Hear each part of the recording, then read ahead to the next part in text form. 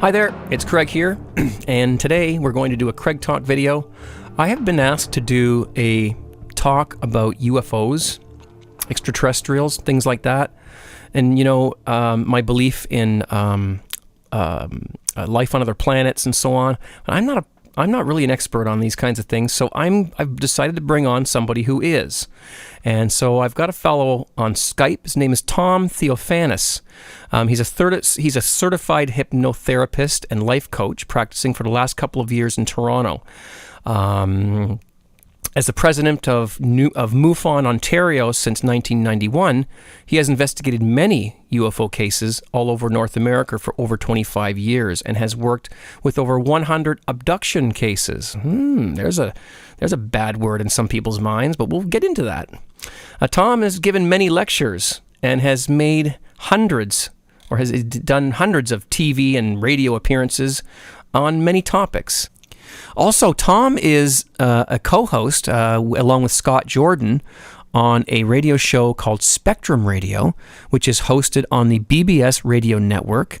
There's a link in the more info section. I'll also put a link in the bottom of the screen to that website, to both their websites, the BBS radio website and the Spectrum Radio website.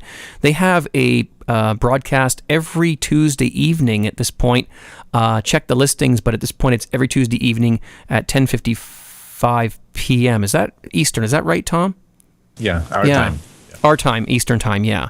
And they talk about everything, from conspiracies and aliens and UFOs. And what other kinds of things do you talk about in there, Tom? Everything and anything. Everything and anything. So it's kind of I hate to, compare it to something, but... We might be talking about beer. We could be talking about beer. We may have already talked about beer. Maybe we will talk about beer again.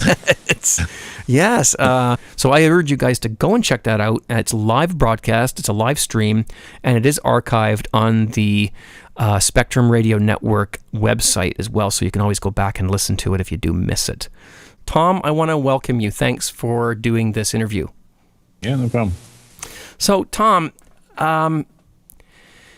you obviously have a lot of experience in this field. What I want to do with this video or with this conversation is not necessarily talk too much in the first little while about UFO sightings, because we've heard a lot about that lately. Even on the mainstream media, there's been some activity as far as sightings, which we'll get into later on in the conversation. What I want to do is I want to take people off the fence. There's a lot of people out there who still don't believe UFOs exist. The word UFO itself has become fictionalized by the mainstream media over the years, as you know, and you say the word UFO and people think, oh, here we go again. And what I want to do is, first of all, I want to take people off the fence. I want to take people off of the disbelief list and make them understand that these things are real. Now, I've never encountered a UFO myself, so I don't have any proof, but you've done a lot of research, and let's start off by asking you, why do you believe that there is such thing as extraterrestrials? And actually, what is an extraterrestrial, first of all? Well, for the most part, a UFO stands for an unidentified flying object. Now, there's plenty of unidentified flying objects that we see probably on a daily basis out there that we can identify. Right. And people, mistaken planes and planets and so on. There's been, of course, thousands, if not in the hundreds of thousands of unidentifying flying objects being reported over the years. Again, that doesn't necessarily mean extraterrestrials. And of course, if for us to call it extraterrestrial would be again pigeonholing it, and unless we're very sure that that's what it is, an extraterrestrial being, something from another planet, possibly another dimension. Now, why do I? Now, when this kind of question is put to me, like, do I believe these are extraterrestrials? Well, I don't exactly believe they're extraterrestrials. I'm a pragmatist. I try to make sure that I have enough evidence in order for me to be able to make a statement like that. Okay. So, in as far as being unidentified, no doubt in my mind, because even myself have seen things that are unidentified that I can't explain. So the word UFO should not be looked upon as, oh, there's aliens flying around the planet. No. Okay. And of course, until we are sure of what these things are, we can't really make statements. They're extraterrestrial or they're dimensional or whatever. Okay. Like, in other words, we can't say for 100% sure. People tend to pigeonhole themselves in that kind of a situation, because once you make a statement and you say, you know what, I believe that this is an extraterrestrial from Zeta Reticuli or someplace, then you have to be able to prove that statement, correct? And we've never seen them step off of a ship. And of course, well, even if we had, unless you catch the guy on video saying, "Yep, I'm from Zeta Reticuli, and here's a map, and here's the, the proof. Here's my card, that says I'm from there." Okay.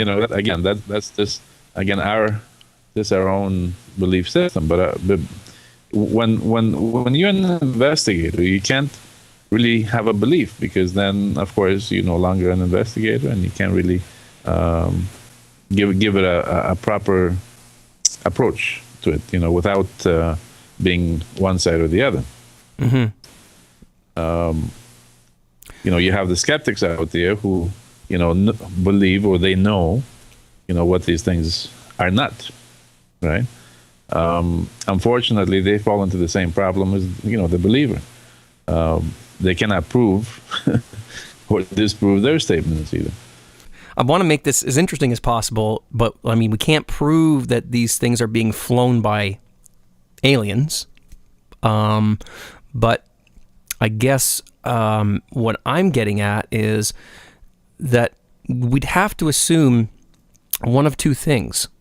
A, that somebody has technology, somebody on this planet, we won't, get into who, but somebody on this planet has technology that most people don't know about, the general public doesn't know about, and they're flying these things around, or these things are coming from somewhere else, and they're not just coming out of thin air, they're being driven or piloted by somebody.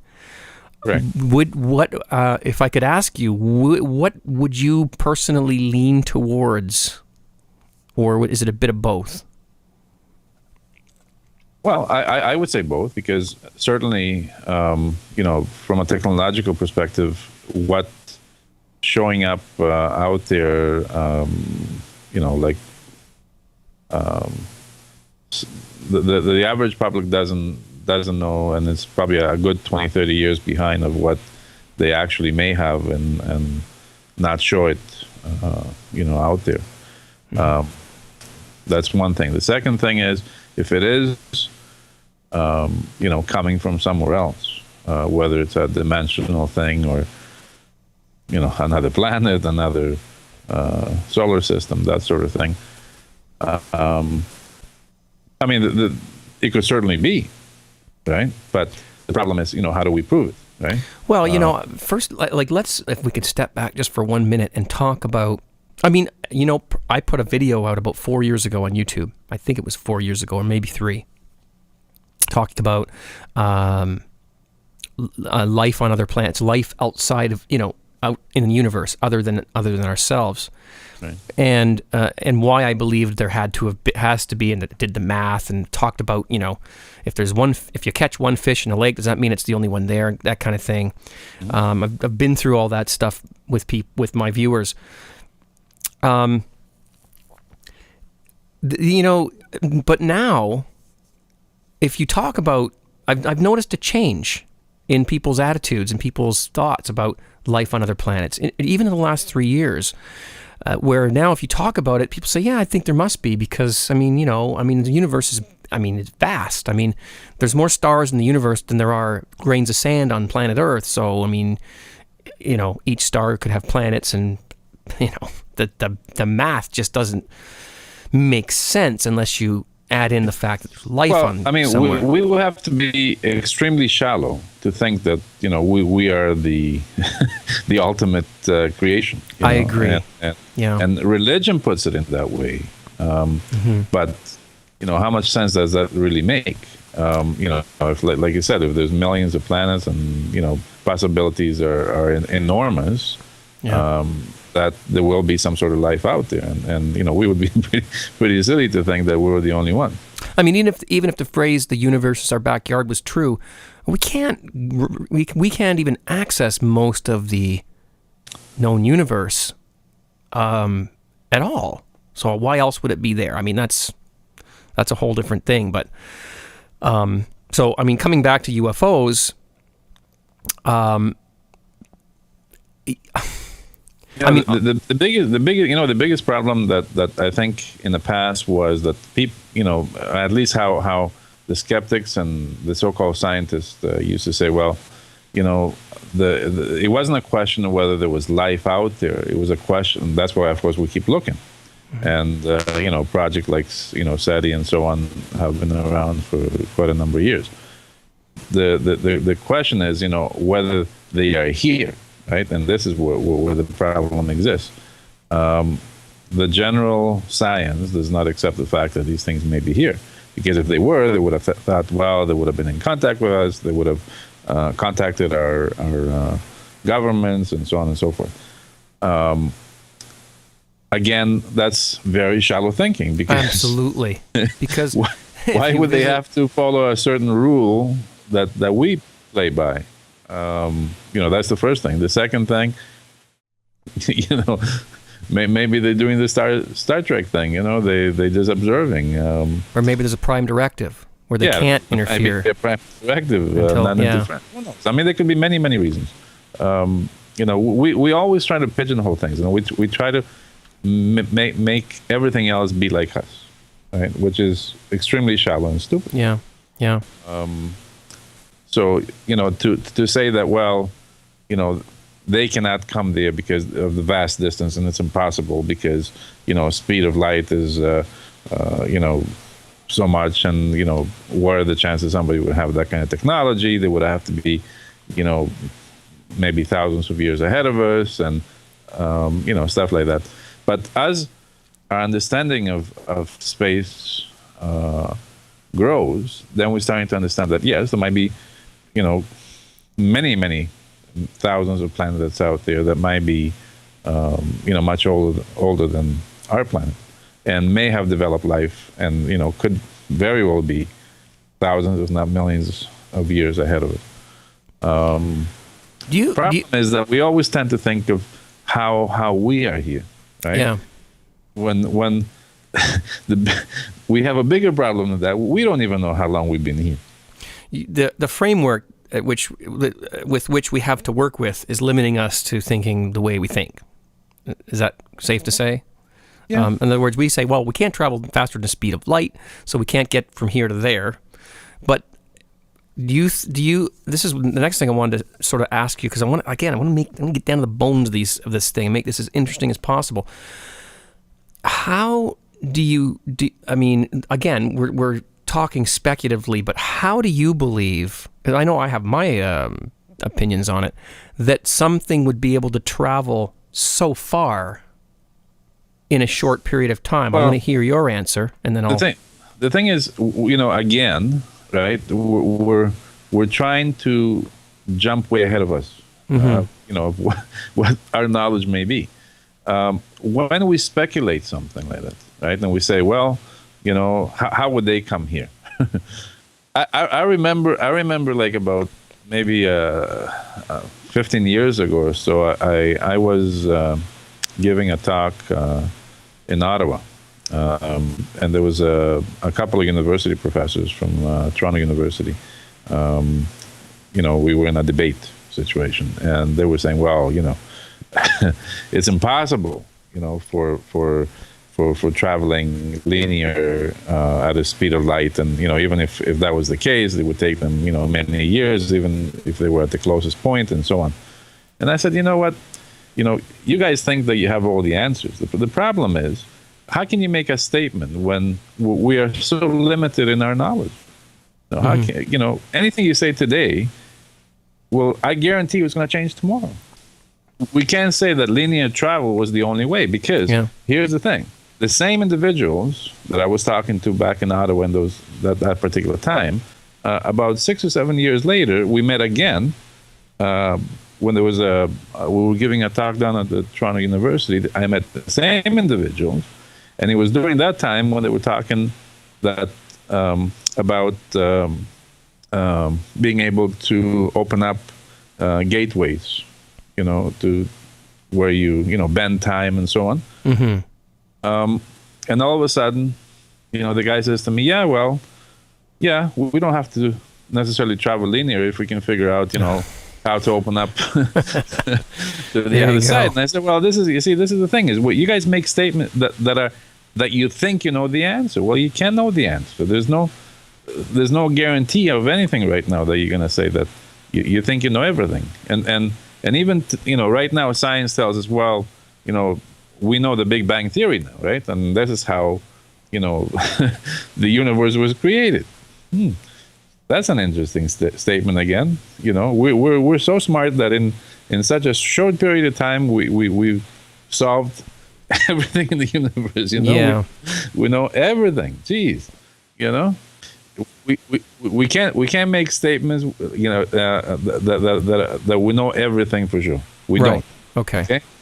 It's fun to think about how it could happen, how things could be. Yeah, we can speculate. Yeah. There's no doubt about that. And that's right? I can speculate and say, you know what, I think these guys are dimensional. And maybe there's many dimensions that we don't understand yet. Absolutely. And we're starting to get to that stage, right? We're starting to understand, and maybe they're coming from the future, right? Now we're starting to get a little bit more knowledge about that. Yeah, and if it wasn't for the curiosity that we have, with our imaginations, we wouldn't have some of the innovations we have. And I think that to sit and I mean, sure, I can sit here and talk about dimensions and time travel and all this kind of stuff. I've never done any of that stuff. I don't know anything about it, but I do have. I think we all have some sort of an intuition, or most of us, if we set it free. I don't know if you agree with this, but some sort of an inner self that knows more than we think we know. Right. Because we came from somewhere. Yeah. And to deny any of the possibilities that out there. Absolutely, is silly. It's foolish. Yeah. Okay? Yeah. So, to say, okay, well, I don't want to believe in this, you don't want to believe in that, and I know it's like this and it's like that. Dumb. Right? Because, whatever we think we know today is going to change tomorrow. Absolutely. We didn't think we were flying. We didn't think, I remember when, I think I was about 10, and somebody said to me, they're inventing something where, they're going to be putting movies on a record-like device, like a disc, you know? And I thought, as if. How are they going to do that? How are they going to do that? Right. Well, now those things are practically obsolete, so there you go. Yeah.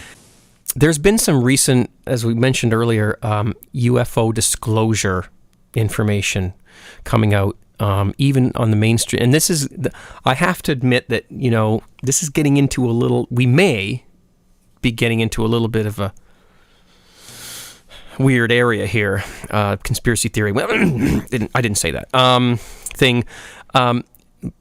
The disclosure program seems like somebody who is in control of the media wants us to start to believe that we're being visited by aliens. Do you know that to be true? I tend to think it is, because you see right now, you gotta remember that since September 11th,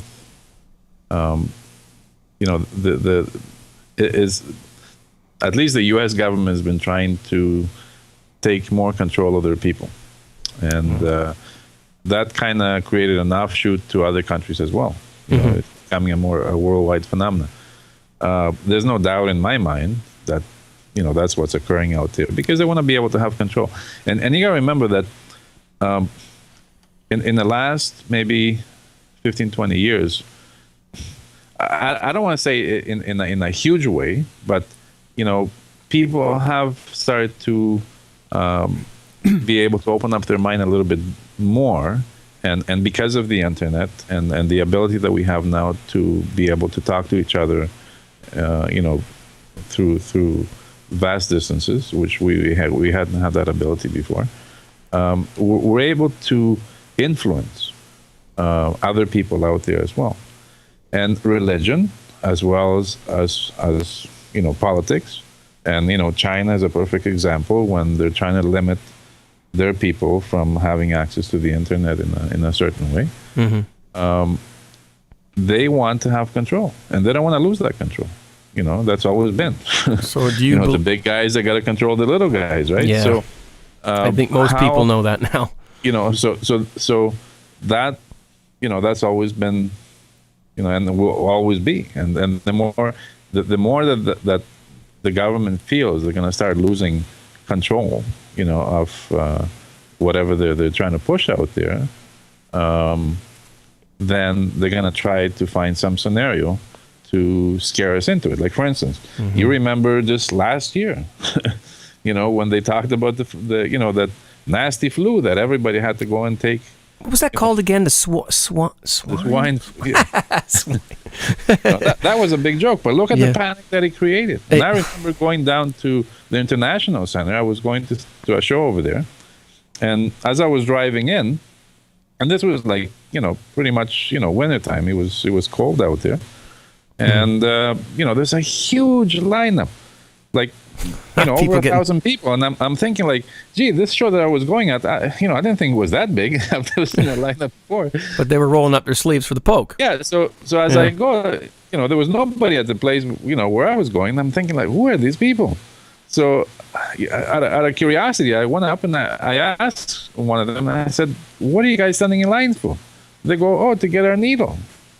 And I'm thinking, like, in this cold, you got little kids, sitting out there. You're going to catch a cold over there. Never mind the swine flu. You got a worse chance. You got a better chance to get sick from standing out there. And the media pumped it up like I know. crazy. Like they kept repeating the same story over and over. The mainstream media did not give one iota to the other side of the debate. Right, which is absolutely none. They kept repeating. They kept talking to the same doctors, to the same people. Never gave the other side a single iota of a chance to discuss. And of course, for those of you out there, and we've gone off topic, but that's perfectly fine. For those of you who don't know what the other side of that is that there's a lot of people that believe that those vaccines and flu shots are dangerous. But yeah, I'm not a doctor.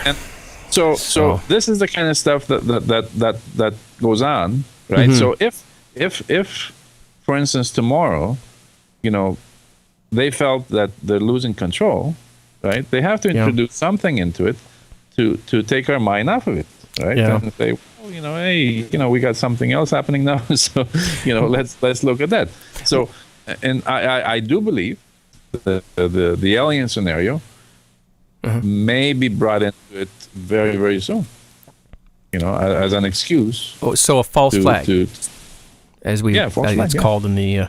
I have no doubt in my mind. Yeah. And as a matter of fact, that kind of scenario, I mean, a lot of this information has been given into the UFO field many a times when they were put into a corner. Like, for instance, with the Roswell situation, when they came up with the dumbest excuses as to what this thing might have been, when there was so much evidence presented to them, and then they would come up, it was dummies, and the next time it was balloons, and the next time was something else. Mm-hmm. Then when they looked really stupid, and they had no way out of it, right? All of a sudden, the movie comes out. Some guy comes out with a movie about the alien autopsy. When you talk about, you just mentioned that you said Area 51. I think most people are listening to this know what that is. If they're listening, they must know what that is. And you said something about evidence. But then we've just said that we don't know if there's aliens visiting the planet a few minutes ago. Well, we don't, as the public. Okay. That doesn't mean that somebody else may have some evidence. Right. Like, there's no doubt in my mind that, let's put it this way. If we have enough evidence, that you could say 90% sure that whatever these things are not terrestrial, right? In other words, are not of our planet. Yeah. Just for those, yeah, okay. Then you would think that the ones that have more technology than us, whether you call government, whether you call NASA, whether you call whoever, right? They would have much better idea and much more evidence than we do, right? Like, for instance, if they have satellites and things, they can see what's going on out there. We don't. We're down here, and what technology do we have to be looking up in the skies? Do you think that you just mentioned satellites? I mean, the satellites we assume as a general public that those things are focused on down here, but you just brought up something I'd never thought of. That is there a possibility that there's have thousands of these things out there? So is there a possibility that there's a rear camera on these things looking out and getting information that they're not giving to? First of all, we the public, right, probably doesn't even know, 20% of what really is out there, right? They have defense satellites, right? You don't know what those things are for. They could be looking out, they could be looking in, they could be looking sideways, they could be for a number of reasons, right? They have tons of stuff out there, right? And we're not talking just like the Americans and the Russians, the Chinese, the Japanese, and many countries that have technologies right now to have so many satellites out there. So who's to say that we don't have a defensive grid out there that are looking? We know for sure NASA has plenty of stuff looking out into space because, there's always a threat of, rocks hitting us. The same satellite that's looking for rocks could very well be for the other reason too. Absolutely. I mean, come on. We have to be logical here. The thing is that, the public is extremely naive. We're like, 99% of the people in this world are the sheep, right? And 1% that are, the thinkers and may try to, find an answer for something. Majority of the people accept pretty much anything that's been told to them. For instance, if your doctor tells you, you need to have a vaccination because, this swine flu thing, is going to wipe out the world, right? That's what they were saying, and people got scared. They go, "Holy moly, we better go get this thing vaccinated because the doctor told me to," right? And because he's a so-called expert, right? You believe into that expert. Well, guess what?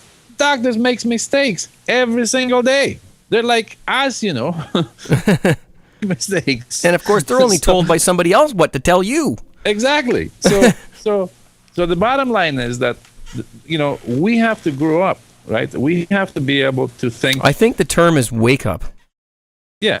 And maybe that's the thing that's happening right now because the internet is able to reach, more people, right? And we can all express our opinions and we may be able to change other people's mind. Like, for instance, certain religions, like the Muslim religion, that is a very tight religion,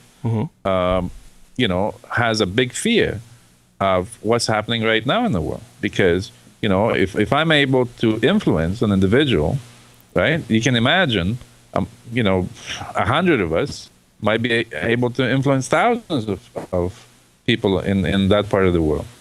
So it becomes a big problem, right? And not only, that particular religion, the same thing applies to politics. Same thing applies to anything that the big boys have to have control of. right? So now, again, we've gone off the rails, but that's fine. That's fine. Let's do it. Because you see, even though we go off the rails, it's related. It is. That's right? why. It's still related. You see, UFOs is not like an entity by itself and it just sits out there, right? Mm-hmm. Again, like I said, if the UFO scenario gets used to create an excuse to tighten up the screws, control factor, yeah. It's part of what it is. So this is not about whether there's an issue if there's other people in somewhere else, right? We would have to be extremely naive to think that there isn't, right? And it's not even that issue. The question is, are they here? Well, we don't know that for sure, right? We can only assume because based on the evidence that we have. But how is that going to be used against us? And that's where we have to be careful. If, let's say, like, look what's happening right now. In the last few years, right, we had enormous collapses, financial collapses, right? Right. People are losing their jobs. Yeah. Right? Suppose somewhere down the line a revolt happens. So if let's say something happens, a revolt occurs, people go to the streets and start revolting, martial law comes in, right? Yeah. Martial law, yeah. It becomes very messy. Yeah. Okay? It becomes very, very messy. Before that happens, right, you need to create a scenario that will take the people's mind off of that. Okay. But also, much deeper than that, if they assume that something is coming, because we are in a real crappy financial situation worldwide right now. Look what happened to Greece. Yesterday and today they're talking about Ireland. The Americans, are getting hammered, every which way. Mm-hmm. So it's not that far-fetched that, because it's not one country that's having problems right now. No, it's a worldwide problem right now, right? And rather than looking at one scenario and saying, well, how is this country going to deal with a particular problem? This is a phenomenon that's happening worldwide. And if there's a big scenario that breakdown happen, or something, that people are going to start to revolt in their own countries, what's the best scenario to come up with and say, plan B, plan B, aliens are coming, or we just made contact or something. That would completely take our minds off it. No matter what the circumstances of how scary the UFO scenario has been, right? From the abduction scenario, from people disappearing, and all this kind of stuff. The bottom line is that hardly anybody has, as a threat, as an overall threat, none of these things, whether dimensional, whether interplanetary or whatever, has made any specific threats to us. Because if that was the case, then they would have been dealing with it up there somewhere. And maybe we could have wiped us out a long time ago. Yeah, not to mention the fact that might have wiped us out, but also we would have heard something about it at some point, right? Nobody's talking about any threat, right? Even now, they say, okay, this is what we saw, this is what we've done, and that's it, right? So why is it that all of a sudden now all these characters are going to come out and say, this is what happened, whereas before they were afraid? Yeah. That's the burning question. Okay, so basically what we've sort of assumed or established here is that the current disclosure program that's being brought upon us may very well be just another, next step to get us where they want us, or put certain things. Another red herring.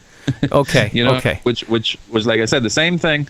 A number of years ago, when we were so close to the Roswell situation, mm-hmm. right, I have witnesses here that I had said, what, this one, when we were right, so close to pinning them down and putting them in a spot, something is going to come out and it's going to throw us off track. I guarantee you. And within 2 days, that happened. The video came out, and just mucked everything up real bad, So, this stuff is very predictable because, it becomes too obvious, right?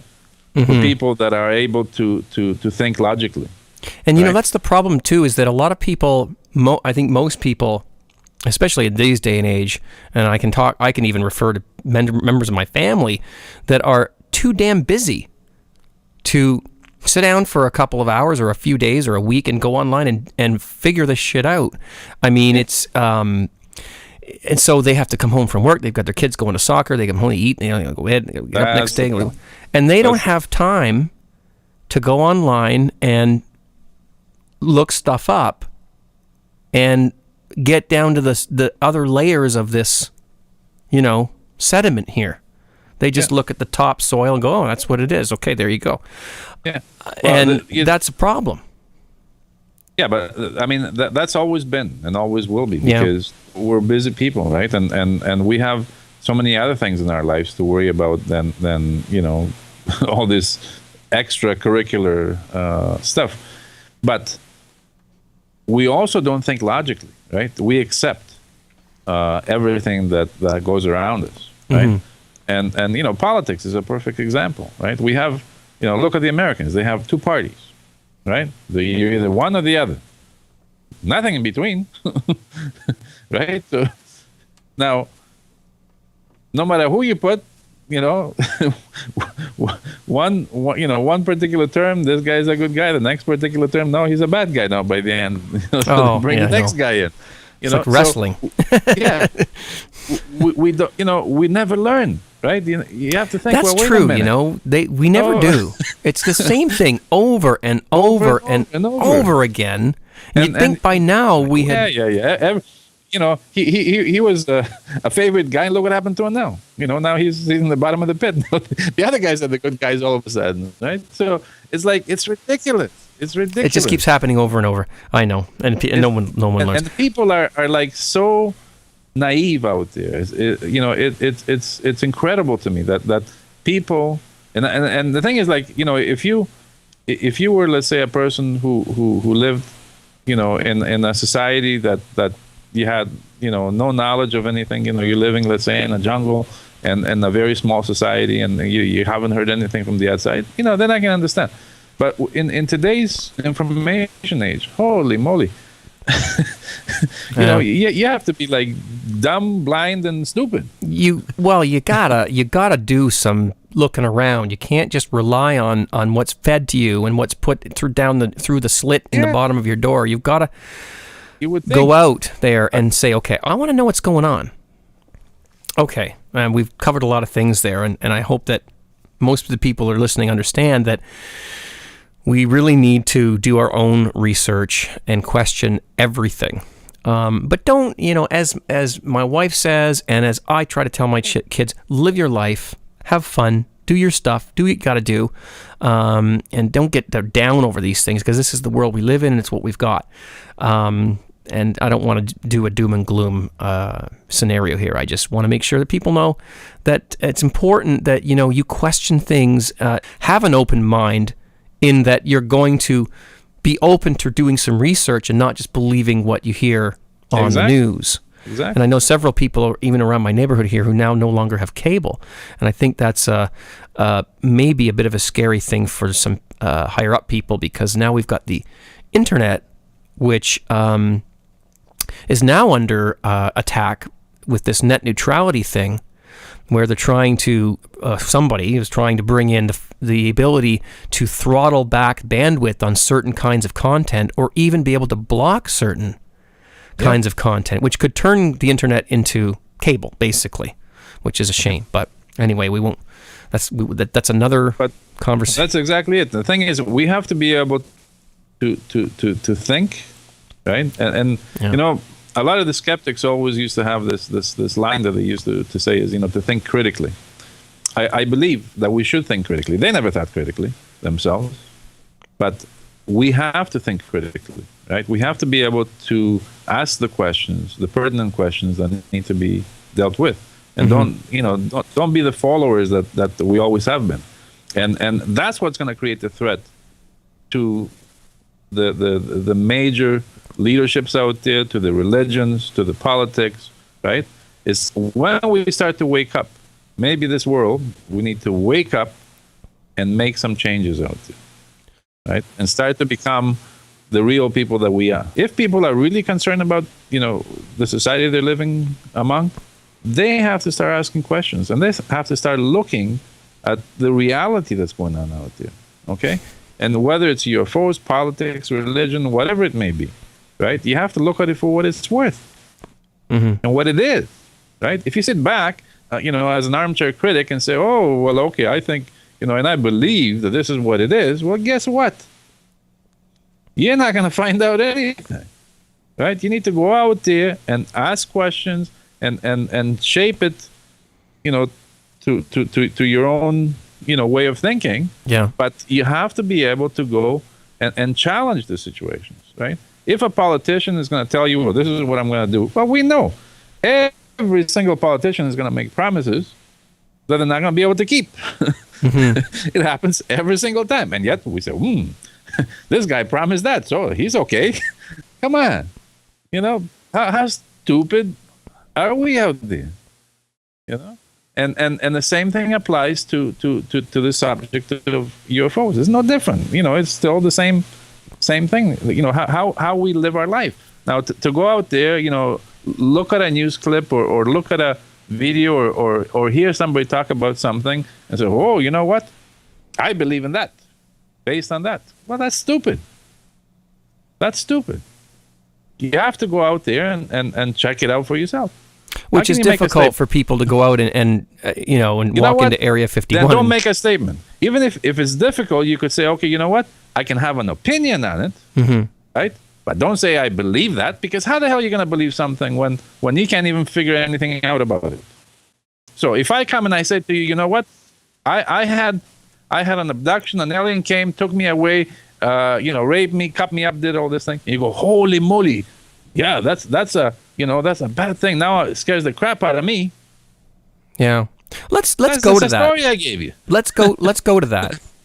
We haven't covered that. And you mentioned earlier about alien abductions, and it's almost like it's a more worse word than UFOs. People are, I have to admit, even myself, I have trouble believing that an alien has come or beamed somebody onto a ship and done things and all that kind of stuff. Can you give us a little information about that and at least tell us why it's even being researched? Well, because again, this has, for many years, it was being reported, and it was and is a phenomenon, right? Again, when you pigeonhole it and say, well, it's a bunch of little gray aliens doing this kind of thing, right? Then I can guarantee you're probably going to be wrong, right? But not to deny the phenomena, not to deny the stories that the people are saying. Right. Okay? Because those experiences are those individuals' experiences. And to deny it and call them liars is wrong. Is it possible that the general, I guess, consensus out there is that these people want attention, so they make up these stories? Is there any kind of proof that there's a possibility that this has ever happened? I believe so, because okay, whoa! You believe you? I'm sorry. I used the wrong word again. Yeah. Careful there. At least myself, I have enough evidence to say that something went down on some of the cases that might be extraordinary. Okay. Now, to say that they're definitely aliens, they're definitely gray, they're definitely from someplace, no, I could not say that. But there is plenty of evidence to show that something extraordinary has occurred with this individual. Is there an example you can give us? A good one, like a real interesting. Yeah. Actually, again, this is going back to probably around early to mid 90s. I got a phone call from an individual who, by the way, was running a group, a UFO group, up in the Maddox, near Ottawa there. Her grandson had some sort of experience that they couldn't understand. So me being so-called the expert, they wanted me to go down and see him. So I went there and saw the mother and the kid. The kid was like around 10, 11 years old.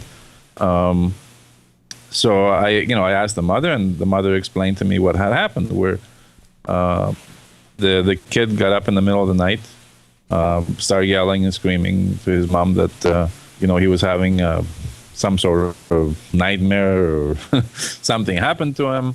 Right. And when she got up to see what was going on, his clothing, like his pajamas, full of this kind of brownish yellow stuff, right? Then she asked him, did he go outside? What happened? Blah blah blah. And he gave her this story that these little creatures, the ones that we call grays and such, had come and took him out of his room somewhere. He fought and run around this place wherever they had taken him to, and they put him through some sort of like a shower type place, right? A shower. And he tried to run that, some kind of shower thing, and he kept running around and trying to escape, right? And eventually they just dropped him back into his room, right? So that's why he had this soil-looking material on. So on the his, real world evidence is that he had an altered state as far as his pajamas. Well, there was a physical evidence of something in his pajamas, right? And was it ever analyzed as to what it was? Well, here's the thing. So anyway, here's the story. These are a UFO group, UFO people, right? So you would think the first thing that they would think is take this and try to analyze it or do something with it. Well, the mother thought this was a curious scenario, but she didn't believe the kid. She didn't believe him. No. Oh, okay. And it wasn't until later on in the day. So she threw the clothing in the hamper. Oh no. Later on, she was talking to a neighbor and described the story to him. And the guy said, well, wait a minute. Didn't you think about maybe going checking this thing out? She goes, oh, well, yeah, maybe. I should. Right? So in the meantime, she had already the grandmother already was doing the laundry. So they had, put it in the hamper, and they were doing the laundry. And then there was only one piece apparently that they didn't put in the machine, and she kept that back. And it took them like a while before they thought about calling somebody like myself to go and check it out. And when she gave me the story, I wasn't too sure. Like I thought maybe here they're trying to play some game or whatever, right? Right. Now the child came across very sincere, and it didn't seem like he was coached or anything.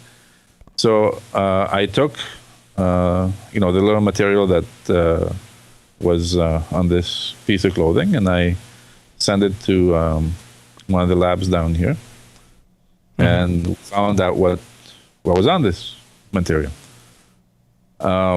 Didn't tell them anything. We just said, we talked to the kid, we calmed them down, we said, everything will be fine.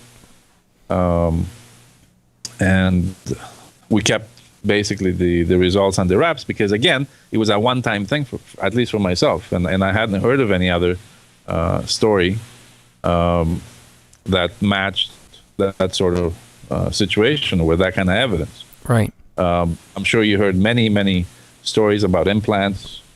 I have. And those kind of things, never really panned out because, we have disseminated much of those implants up here. Implants. I've heard of the implants. I've heard some of them being just things that they stepped on or something. It got embedded into their foot, and then 6 months later they said, "Wow, there's something inside of me." And exactly, yeah, that happens all the time. Yeah, it's nothing unusual. That's why I hate slivers. But go ahead. Anyway, so a couple of years later, we had another case here in Toronto. Anyway, so we had we got called by D&D, for that matter, the Defense Department, because and the police, Toronto Police, because in those days, any reports that were coming in from the public to D&D and to the police, they would call us. And so we got this report from D&D saying that you guys, can go down there and talk to these folks, that they saw, a bunch of lights and so on and so forth. So we went, we sent a team down to, investigate this particular situation. And we talked to a number of individuals in the building where they had seen these balls of light circling around the buildings and going down to the river and, doing these unusual dips and circles, whatever. There was, like I said, a number of individuals that had seen it. They were mostly elderly people. That happened somewhere around, 1, 2 o'clock in the morning, which a few of them happened to be up at that time. And so, there was quite a bit of evidence. Now, one lady in particular who was very uptight because she had called police when this event was going on. And this lasted probably a good, hour, right? Mm-hmm. And she was really perturbed about the fact that the police didn't give a damn and they didn't send nobody out. I sat down and spent quite a bit of time with her. And she mentioned that she had some other similar experiences in previous years, not in the same building, but wherever she lived. And in this particular case, her husband saw these balls as well. And she also mentioned the fact that when she was looking out the window, there was down below their building there, where the park is, it's sort of like a lover's lane. A lot of young couples go down there to fool around. And she had noticed a car that was down there. And when these balls started floating around, they would go down and dip and come around. Anyway, I guess the individuals in that car noticed these balls because they swooped down and I guess it scared the hell out of them. And they just, did triple wheelies and left out of there. Mm-hmm. And she said, they saw them. I know that because they just booted it out of there like, there was no tomorrow, right? So, so she was 100% sure that it was a physical event, and she wasn't imagining because her husband saw it and so on. And when she described that, she had seen these type of things, similar things before, I thought, that's interesting. So I started talking to her more about it, and found out that she had she called them dreams, right? And of course there were, scenarios of the abduction phenomena. She didn't want to tell me in the beginning because she didn't want to taint the event. Make it seem even more, made up. Yeah. So, but, I eventually wore her down, over a number of meetings, and found out that she had experiences in this abduction type phenomena. But this lady was a very smart, very straightforward, individual. She thought, she was trying to figure ways out of how to deal with this on her own, like without sort of putting it out, because she knew that she was going to be ridiculed if she told somebody. Mm-hmm. And because this thing was occurring on a fairly, regular time, she tried to deal with the phenomena itself. In other words, she tried to, fight, and talk and do whatever with these entities that she was dealing with. She just didn't accept it and say, okay, well, they took her, they cut her up, put an implant, did all this kind of stuff, all the stories that you hear. Mm-hmm. So I suggested to her an approach to take, that the next time it happens, that you can sort of remember as much as possible, and if you sort of like some sort of have some conscious about you, to try to fight in a specific way. And she said, okay, Now, about 6 months later, she called me up and she said she was moving. She was going to move up to Vancouver. And I said, okay, good luck. We'll keep in touch. And she moved. And then about 6 months after that, I get a call from her and she said, well, guess what? I had an experience again. This time was very vivid. I fought and did what you told me. And when I woke up in the morning, and by the way, my husband was there too this time, and I told him to do the same thing in this state, whatever, that they were in. Mm-hmm. And when, she became conscious again in her room, and woke up, they had this brownish, yellowish material on them. So, right away, I thought back of the kid, that had happened a couple of years earlier, and I'm going, I wonder. So I said to her, could you possibly, take a sample on a swab and send it down to me? And she did that. She took a swab from herself and one from her husband, which, by the way, they both had. She had some on her hands, she had some on her arms, she had some on her face, and he had in different parts of his body. And they sent me the material. We analyzed it, and it was exactly the same material. This material turned out to be about 95% pure sulfur. And he had a percentage of iridium and a number of other chemicals. Now, pure sulfur, very hard to find, especially, again, we were thinking the child, for instance, if he had gone outside and, played around somewhere and he got that stuff all over him. But in that form, nothing around the area there that he could get this thing on him, unless it was planted in some way. Right. And the chances of this occurring twice in different parts of Canada, and I'm sure I'm not, the only one in the world that may have come across this type of scenario, but it might not have been reported. Mm-hmm. Okay, so now you've got a multiple occurrence of the same thing. Yeah. Well, that's pretty good.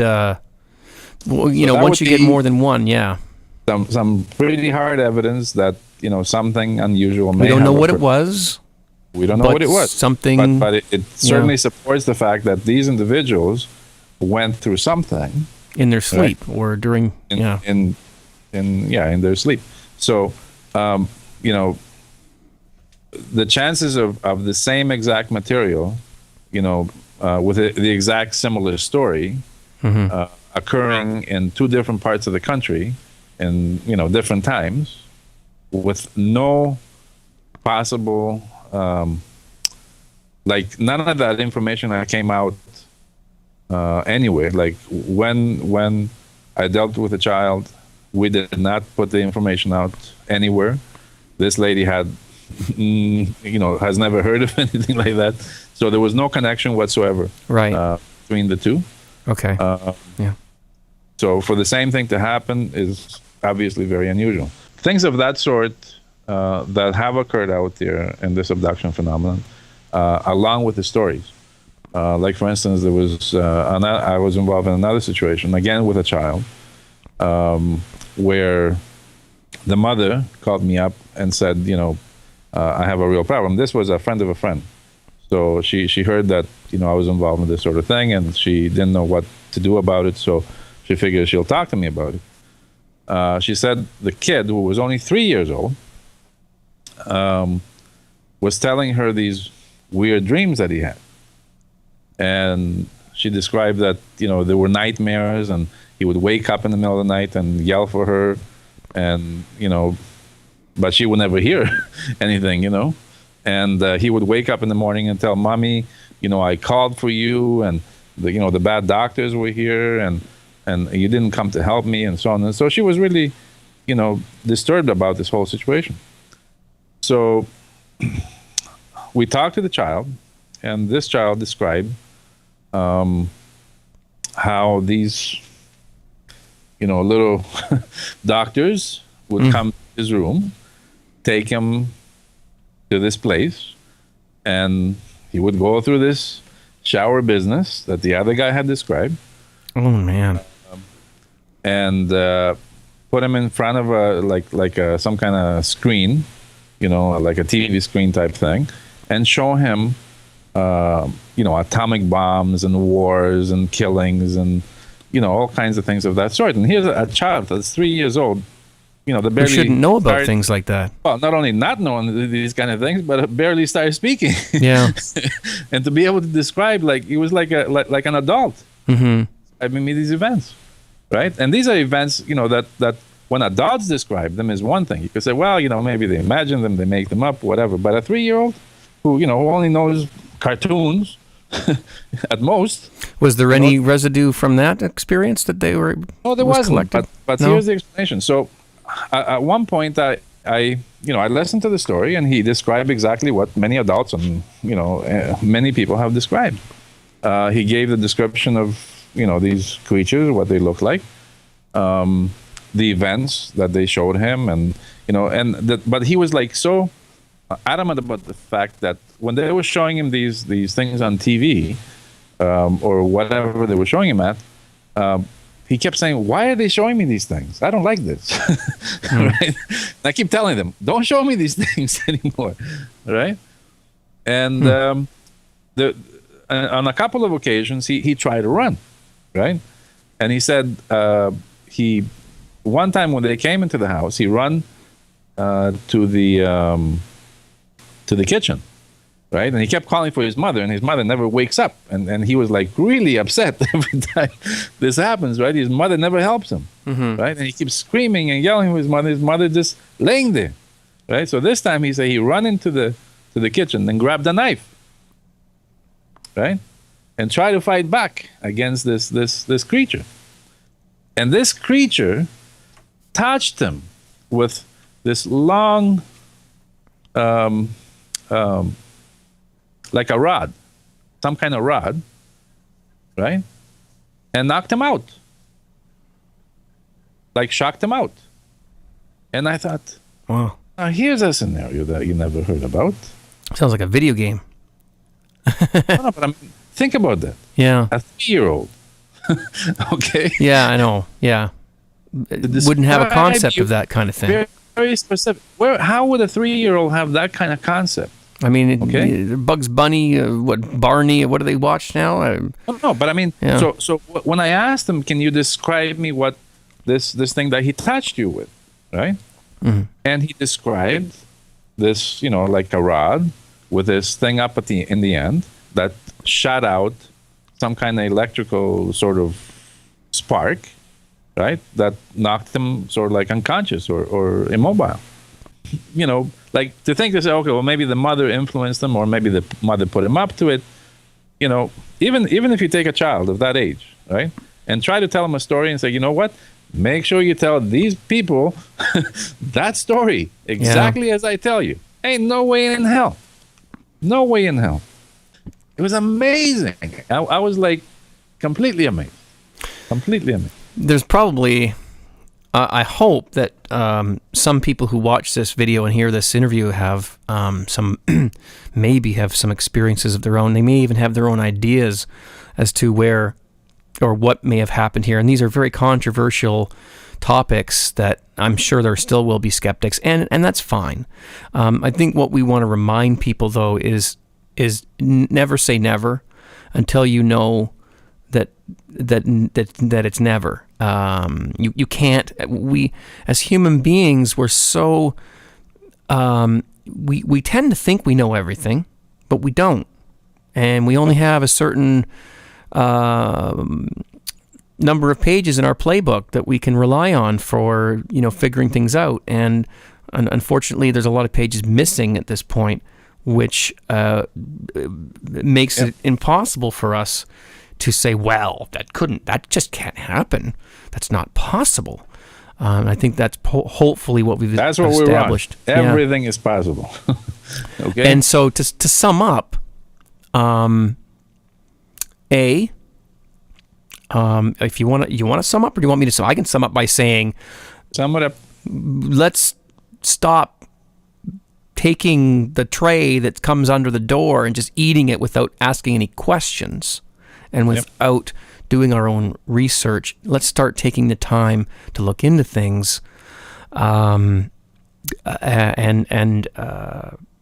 because your mother could tell you, well, if you eat bananas before they're ripe, you'll turn into a genie. I mean, and you'll believe it as a child, but we really have to start questioning things. And number two, don't dismiss things just because they don't seem possible within our reality. Yep. And I think that's where we're going to close here.